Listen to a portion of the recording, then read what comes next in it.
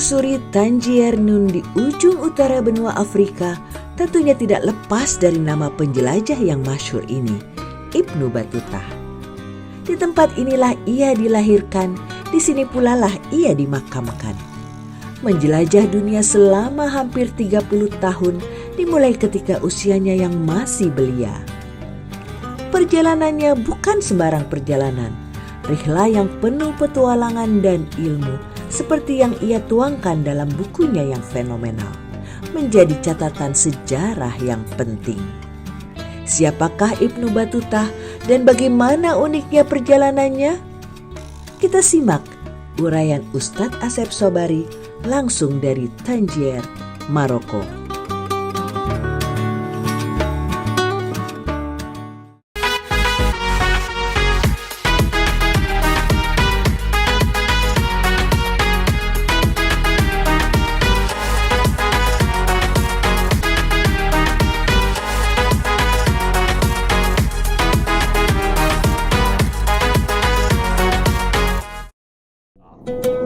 Jadi Ibnu Battuta itu, yang unik dari Ibnu Battuta, pertama, dia orang barbar.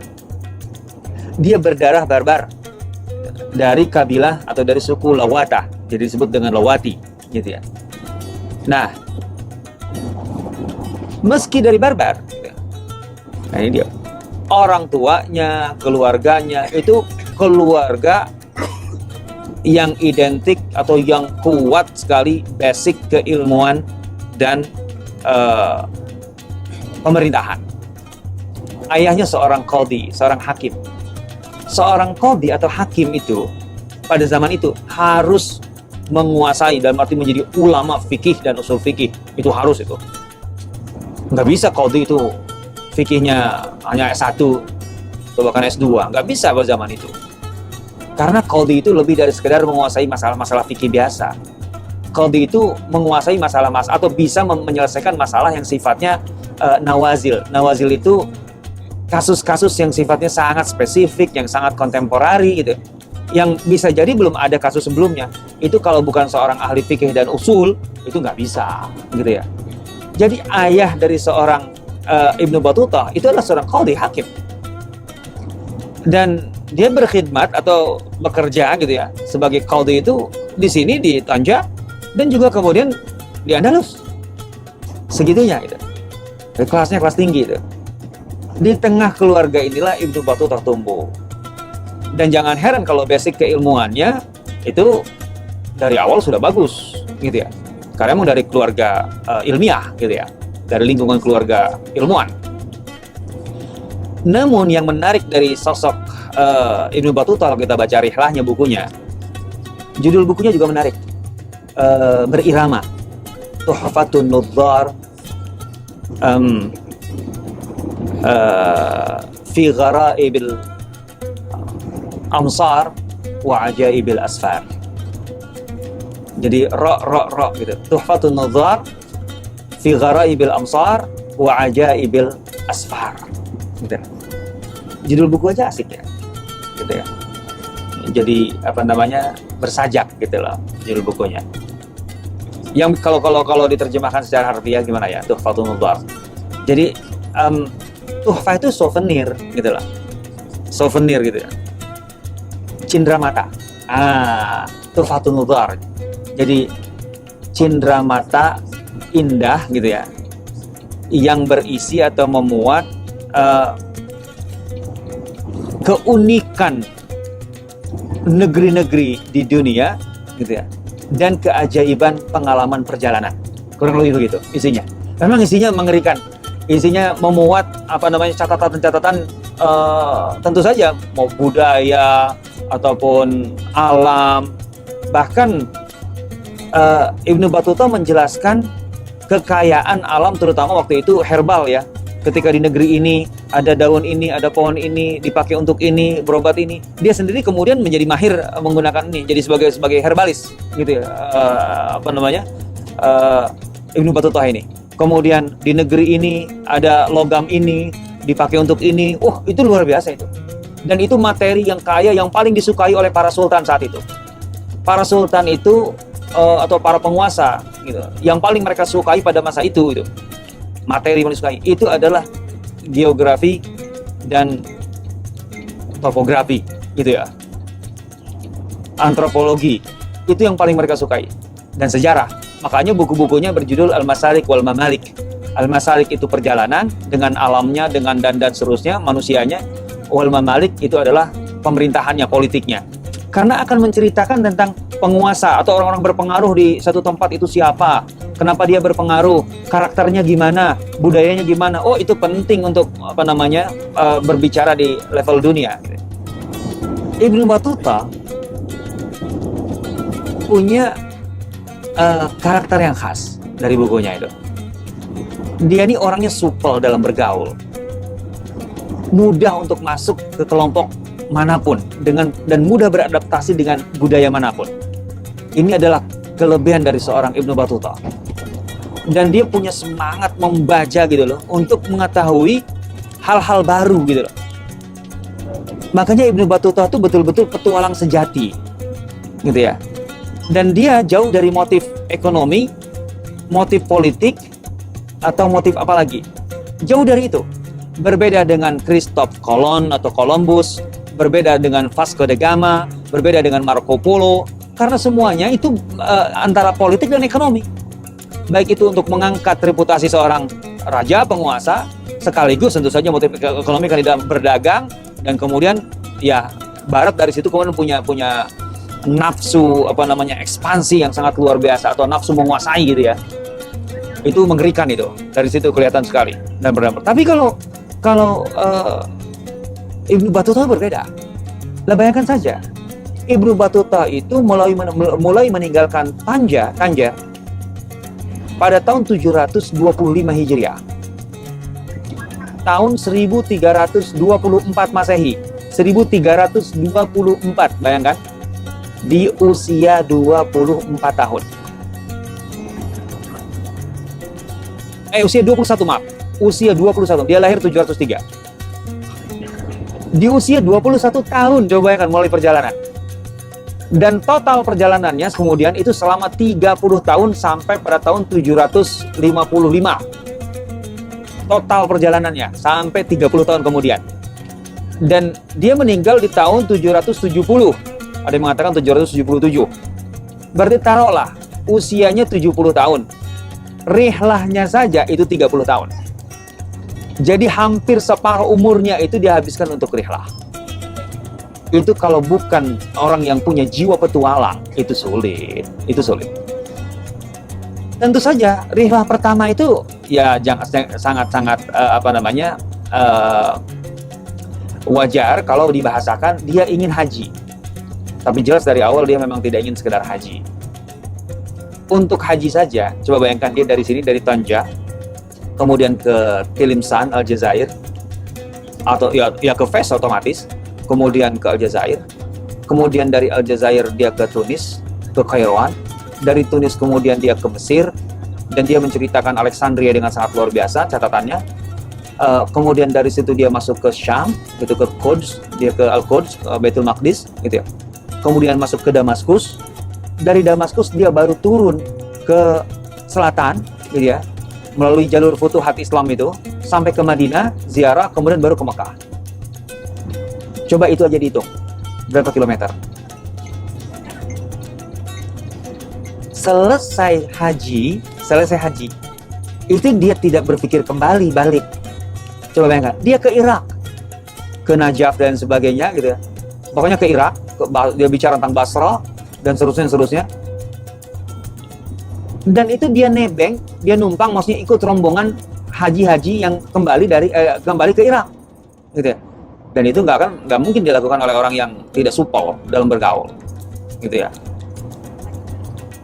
Ya naik onta lah, terus naik apa? Masa kebayang yang lain selain onta? Yang enggak buruk gimana? Itu naik onta itu. Iya, dia ikut rombongan, selalu ikut, pasti nggak mungkin sendirian banget kayak gitu pikirnya. Ya enggak lah, dia selalu ikut rombongan. Dia sendirian, dia nggak punya dari awal, nggak punya teman perjalanan, dia cuma ikut rombongan kafilah itu. Jadi nebeng sebenarnya, nebeng ke kafilah terus, tapi sejauh itu. Nah, Setelah sampai sana, bahkan dia kemudian ke Anatolia, gitu ya, ke Anatolia. Dia balik lagi ke Mekah, haji yang kedua, itu ya, tahun kedua itu, gitu ya. Setelah itu kemana? Dia penasaran, ke Jeddah. Dari Jeddah dia berlayar kemana? Ke Mogadishu, kemudian ke Somalia, ke Afrika, gitu loh. Orangnya penasaran ke Afrika, gitu loh. Terus kemudian di beberapa negara Afrika, mungkin ke Afrika Selatan lah, dia balik lagi, gitu ya. Balik lagi melalui Yaman, gitu. Kemudian dia langsung ke Zufar. Ke Zufar itu kemudian Zufar, Oman, gitu loh. Kemudian dia balik lagi haji. Kemudian dia berangkat lagi, gitu ya, melalui tampaknya berlayar lagi, gitu ya. Zufar, Oman, kemudian Selat Hormuz lah itu kurang lebih. Kemudian tembus ke bagian Ahwaz, bagian Persia, dan kemudian dia jelajah sampai akhirnya ke India, gitu loh. Di beberapa tempat dia tinggal cukup lama. Di India paling lama. Dia di India 10 tahun. Dan saat itu India tentu saja mayoritasnya Hindu dari dulu sampai sekarang, tapi pemerintahnya Muslim. Pemerintahnya Muslim. Dia diangkat menjadi qadhi, menjadi hakim di India. Dan ini menarik. Dia orang asing. Padahal Ibnu Battuta bukan di puncak kegemilangan peradaban, itu setelah runtuhnya Baghdad itu. Ibnu Battuta itu masuk ke Baghdad tahun 726 kalau tidak salah, atau 727 atau 70 tahun lebih, gitu ya, sedikit 70 tahun lah dari runtuhnya atau hancurnya Baghdad oleh Hulagu Khan, oleh Mongol tahun 656. Itu di buku Tuhfatun Nudzar, buku rihlah Ibnu Battuta itu disebutkan bahwa jangankan pemandangan dalam arti kehancuran kotanya, gitu, bau amisnya ini masih ada, gitu, di Baghdad saat itu setelah 70 tahun. Dahsyat betul memang kehancurannya. Dan kaum muslimin belum sempat membangun kembali Baghdad saat itu. Di bumi hanguskan betul memang oleh Hulagu, oleh Mongol, gitu. 10 tahun di India. Ya jangan tanya menikah apa semuanya. Iyalah, dia nikah dengan orang India. Nah, ya bisa. Jangan salah. Bahkan kemudian dia setelah itu, 10 tahun itulah masa paling lama bagi seorang Ibnu Battuta untuk menetap di suatu tempat. Dia nggak betah, berkali-kali mencari cara gimana supaya dia bisa keluar dari India. Tapi sang sultan, sang sultan itu betul-betul tidak memberi ruang kepada Ibnu Battuta. Di sini aja. Padahal asik banget ya, pasti gajinya tinggi tuh ya. Iya, udah nyaman banget. Tapi memang jiwa Ibnu Battuta jiwa petualang. Akhirnya dia nyari cara nih, gimana supaya bisa keluar gitu, tapi elegan dan kemudian tidak menyinggung sang sultan. Dia bilang apa? Wahai sultan, gitu. Kita membutuhkan semacam hubungan diplomasi yang kuat gitu loh dengan Cina, kan gitu loh.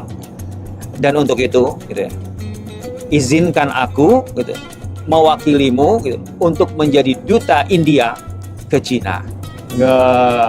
Cakep dia caranya. Wah, karena mungkin juga ada kebutuhan diplomasi yang cukup kuat saat itu, gitu loh. Tentu saja di situ, di balik itu semua ada proposal. Kalau bahasa kita sekarang, saya yakin ada proposal. Apa sih yang ditawarkan oleh Ibnu Battuta kalau ke Cina? Sang sultan setuju. Itu Ibnu Battuta itu dibekali dengan banyak hal lah ya, pasti hadiah dan sebagainya, kapal pengiring dan seterusnya, gitu ya. Yang menarik, ketika berlayar mulai meninggalkan India, kalau nggak salah dari Kalkuta atau dari mana gitu, itu dirampok sama bajak laut. Dirampok sama bajak laut, dan Ibnu Battuta sempat ditawan itu, tapi dia sempat bisa lari. Nah, kan kalau begitu seharusnya balik ke India. Emang dasarnya dia mau lepas, dia tetap melanjutkan ke Cina walaupun udah kehilangan kapal, gitu ya. Walaupun tetap atas nama, ya secara resmi kan mungkin bawa stempel gitu ya, atau bawa surat gitu ya yang berstempel. Dia tetap ke Cina sebagai duta India ke Cina, tanpa pengawalan ataupun tanpa iring-iringan diplomasi atau diplomat yang wajar pada masa itu. Yang menarik gitu ya, dia kan ke Sri Lanka, bahkan sebelum ke Sri Lanka dia mendengar tentang Maldives. Maldives, tahu Maldives? Dan itu pulau-pulau kan, kepulauan. Ya, saya dulu punya banyak teman dari Maldives gitu ya. Dia mendengar Maldives, bahkan kepulauan kayak gitu, dia kunjungi dulu. Karena di Maldives, lagi-lagi, dia dihormati betul gitu loh. Kemudian, ya karena itu. Karena dia membawa IPS itu. Itu dihormati. Dan kemudian juga diangkat jadi, mungkin nama dia, nama Ibnu Battuta sudah sampai ke Maldives sebagai hakim di India sebelumnya. Maka diangkat jadi hakim. Jadi berapa lama lah dari situ. Kemudian baru melanjutkan perjalanan ke Cina melalui Sri Lanka, kemudian melalui pantai ya Asia Tenggara itu, Myanmar, Thailand, gitu ya, sampai ke Sumatera.